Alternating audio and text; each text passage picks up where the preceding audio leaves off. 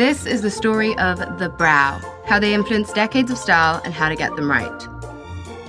This is how we went from a thin line to a forest in 100 years. Ready? The roaring 1920s was high on a post-war economic boom, which resulted in lots of parties. Thoughtful, thin brows did the thinking for the partying masses. Cara Delevingne, the star of the generation, shaved hers off and redrew them back on to get that perfect, pensive look. The Second World War brought women out onto the streets. Vaseline was used to articulate the natural arched brow, seen on one Vogue cover after the next. And before there was blue steel, there was Lauren Bacall's look. It was these arched eyebrows that launched a Hollywood career. Isn't that right, Lauren? All you have to do is ask me. We just did. Moving into the 50s, rations lifted and makeup was readily available, as seen on the luscious brows of Elizabeth Taylor.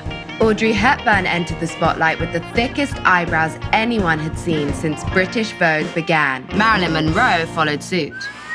As I'm only a voice, we encouraged our model to show us how to get these dark and stormy brows. Using the angled brush, smooth the cream gel through the natural shape of your brow, and we mean the natural shape. Don't add too much to the front, you'll look like Wednesday Addams' cousin. Subtly use the angled brush to draw a line underneath your brow and blend. Add definition with a highlighter and voila! Now let's see what happened next. It's the 70s and brows were divided. On one side, there were the hippies, and on the other, disco. The hippies liked fuller, natural brows. Lauren Hutton had the look. So did Vogue cover girl Jean Shrimpton. And she had the hair to match. Is this all right, Dick? Yes, Jean, it most certainly is. Meanwhile, Diana Ross was coming out with no eyebrows, leaving room for extensive disco makeup, creating a chain reaction all the way to Studio 54. Angelica Houston agreed. The 80s was a time of neon. Vogue pages filled with punks, power women, and most of all, power brows. Yes, Brooke Shields, we're talking about you.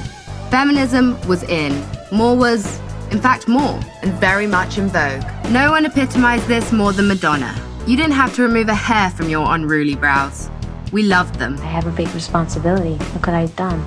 You created a movement that was very much in vogue. Moving right along, the 90s was signaled by a grungy guitar chord into Vogue's era of cool Britannia. Instead of shoulder pads, we had bare shoulders, tans, and supermodels. Skin was in, brows were lean and mean, and sometimes not at all. It was a minimalist approach. Hello, Gwen Stefani. Hola, Drew Barrymore. Ciao, Cameron Diaz. Here we are today in a social media frenzy. This decade will also be known for a brow revolution, a worldwide brow growth spurt.